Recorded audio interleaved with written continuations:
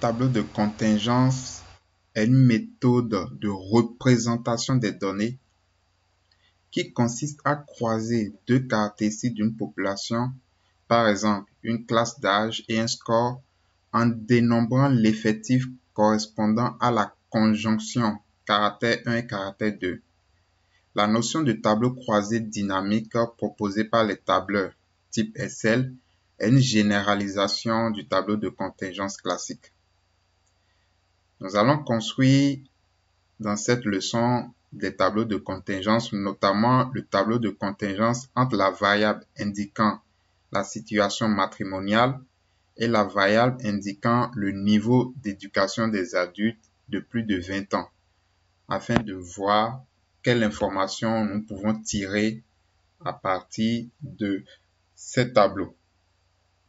Avant de commencer, nous allons exécuter les codes nécessaires pour que notre notebook fonctionne bien.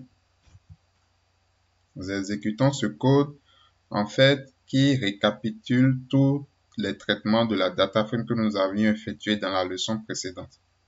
Donc, nous avons importé les données, nous avons réétiqueté certaines variables comme la situation matrimoniale et le genre, ainsi que le niveau d'éducation, et nous avons remplacé les valeurs manquantes par la moyenne au niveau de chaque variable. On exécute cette cellule. Ça va prendre un peu de temps. Voilà, c'est fait. Maintenant, traçons le tableau, construisons le tableau de contingence entre les variables DM, DE, DUC2 qui indique le niveau scolaire atteint par la personne interrogée. Est-ce que c'est collège, est-ce que c'est université, etc. Et sa situation matrimoniale. Donc, pour faire construire un tableau de contingence avec Pandas, vous utilisez la méthode cross-table et vous prenez vos deux tableaux de données. Donc, ici, DM. Soit je mets crochet, soit je mets point. C'est l'un ou l'autre. Mais attention, lorsque vous utilisez cette syntaxe-là, il faut que le nom de votre variable soit en une seule, c'est-à-dire le nom. Vous ne pouvez pas avoir, par exemple, un nom espacé et utiliser le point. D'accord? Vous devez avoir le nom est condensé en une seule écriture, en une seule chaîne de caractères. Donc, je prends l'autre variable. Par contre, avec les crochets, il peut avoir d'espace dans le nom de votre variable. J'exécute. Ici, vous avez le tableau de contingence. Donc, en ligne, vous avez la situation matrimoniale et en colonne, vous avez le niveau d'éducation. Alors, donc on peut voir par exemple les personnes qui ont un niveau collège et qui sont divorcées. Ils sont au nombre de combien? Ils sont au nombre de 120. Les personnes qui ont un niveau scolaire inférieur à 9 ans et qui sont mariées, d'accord, sont au niveau de 351, etc. Cela, en fait, il serait plus intéressant si on pouvait normaliser les données et avoir des proportions et non des nombres. Avec les effectifs seulement, c'est difficile d'interpréter. Mais par contre, avec les proportions, ce serait plus simple de faire des interprétations. Donc, nous pouvons normaliser les données. Nous avons plusieurs possibilités pour normaliser. Nous pouvons normaliser en ligne, comme nous pouvons normaliser en colonne. Si on normalise en ligne, cela nous donne la proportion de personnes dans chaque catégorie de niveau de scolarité qui entre dans un groupe de la situation matrimoniale. Donc, je vous montre un peu ce que ça donne. Je vais juste copier ça.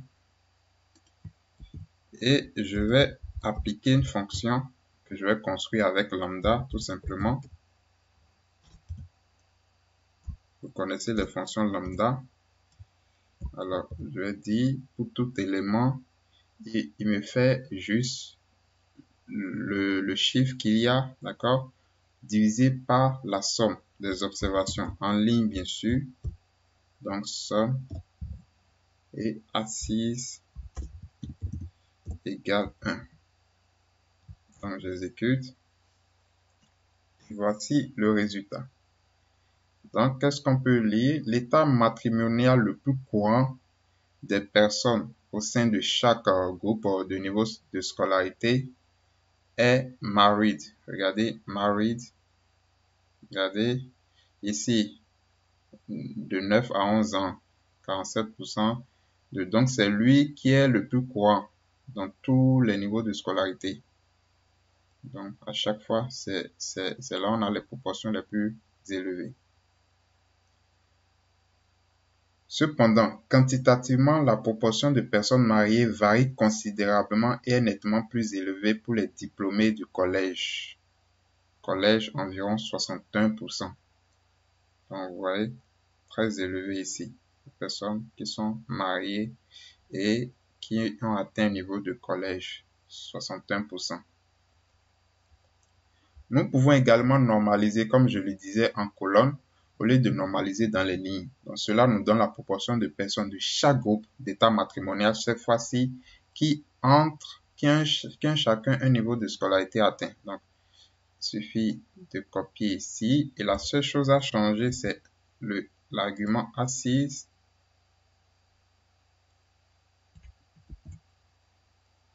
Cette fois-ci, assise égale 0. À présent, nous allons ajouter une troisième variable catégorielle pour discrétiser davantage les informations.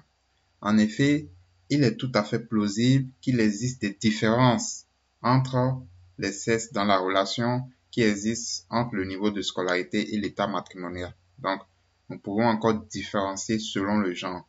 Par conséquent, nous allons examiner la proportion de personnes dans chaque catégorie d'état matrimonial pour chacune des combinaisons de variables sexe et éducation. Donc, tout simplement, nous allons prendre par exemple ce code. D'accord? Ici, on prendra soin de mettre le genre et l'éducation donc ensemble comme ceci.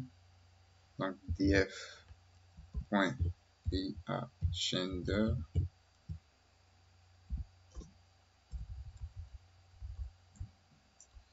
Comme ça, on aura le genre en fait qui sera en indice de ligne. D'accord? Et on exécute. Regardez ici, vous avez le même tableau que précédemment, mais cette fois-ci discrétisé encore par le genre. Et ce genre d'information, c'est ce que vous pouvez par exemple obtenir avec un tableur type Excel par exemple. Ce sont des tableaux croisés dynamiques qui vous permettent de récupérer, de faire des conclusions et de récupérer de l'information.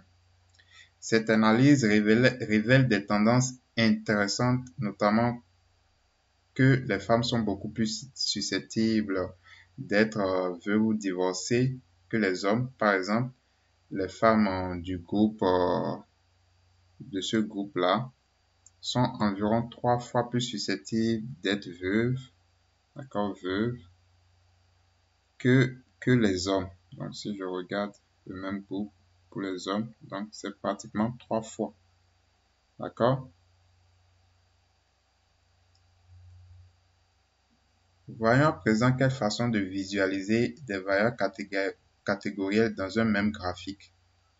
Donc, comme je l'ai toujours dit, les chiffres, c'est toujours mieux. Pardon, c'est le contraire. Les chiffres, c'est bien, mais les graphiques, c'est encore mieux, surtout lorsque vous avez affaire à des profils non techniques. Donc, ici, nous allons construire un diagramme à barre montrant la situation matrimoniale selon le genre. Donc, on fait SNS count plots, tracer un diagramme à barre avec 6 bornes. La situation matrimoniale, donc DMARTL, on va discrétiser par le genre en mettant l'argument U comme ça.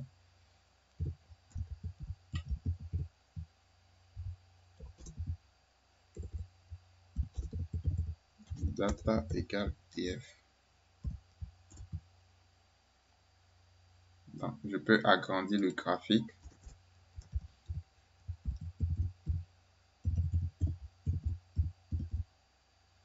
Fix size en mettant 14 par exemple 6.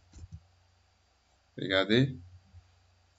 Donc, j'ai la situation matrimoniale, d'accord, selon le genre.